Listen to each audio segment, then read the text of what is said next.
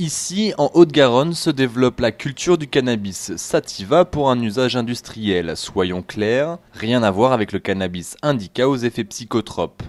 Je vais vous faire rigoler, mais quand il a commencé à être en fleurs et en graines, j'étais très courtisé par des jeunes qui venaient chercher les graines.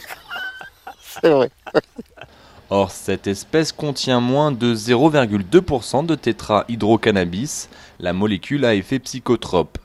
La France est de loin le premier producteur de chanvre en Europe, 50 000 tonnes en 2008 sur 7 400 hectares, ce qui ne représente encore qu'une partie infime de la surface agricole utile.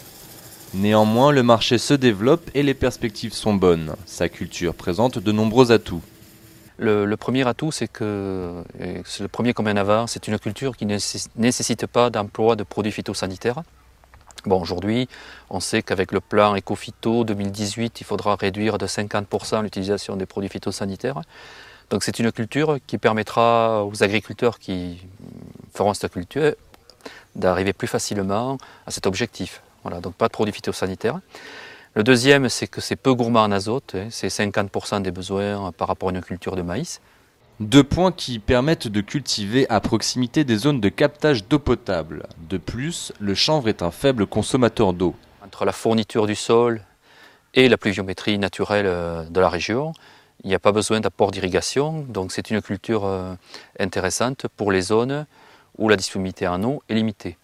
Enfin, le cycle de vie est si rapide qu'il surprend même les agriculteurs. Ah oui, parce que moi je l'ai semé le 6 mai et on le récolte le 16 septembre. 4 mois après quoi, un peu plus de 4 mois quoi. Et il fallait que ça soit comme ça. Il faut que ça soit comme ça, c'est pas il faut que ça soit comme ça. Ces tiges de chanvre sont ensuite compressées en bottes de paille et transportées à l'usine Agrofibre. Usine de première transformation créée en 2007, née de l'alliance entre le groupe Euralis et la coopérative Copéval. Cette année, en Haute-Garonne, elle a engendré 2900 hectares de chanvre. L'analyse que nous avions dans les années 2000, début 2000, donc c'était que nos productions traditionnelles classiques, céréales, maïs, etc., subissaient des soubresauts du marché et que pour l'agriculteur c'était quand même assez difficile à supporter.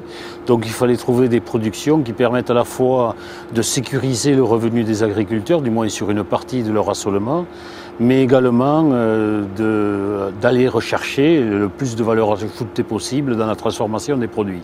L'usine transforme les tiges de chanvre en 2 matières premières distinctes, la fibre et la chènevote.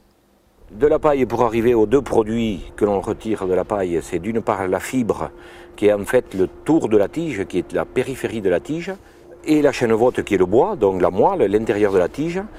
Les balles donc arrivent à l'usine ici, elles sont traitées et le but de l'usine c'est avec des broyeurs à marteau, avec tout un tas de processus, arriver à séparer l'un de l'autre. La fibre est utilisée ensuite dans le textile, la papeterie, la plasturgie et l'isolation. La chènevote, elle, est destinée aux litières d'animaux, au paillage de sol et plus récemment aux bâtiments pour ses vertus isolantes phoniques et thermiques. Un secteur dans lequel l'usine vient de déposer un nouveau brevet. Et qui consiste en fait en un matériau composite intégrant un granulat végétal et un écoliant adapté à la mise en œuvre par un procédé de vibrocompaction pour la production de blocs préfabriqués, porteurs, à isolation répartie, anticipant un peu les futures réglementations thermiques 2012 du bâtiment, pour la réalisation d'ouvrages divers tels que maisons individuelles ou bâtiments tertiaires. Le groupe Euralis et ses partenaires misent ainsi sur la construction d'une 40aine de maisons par mois dès 2012.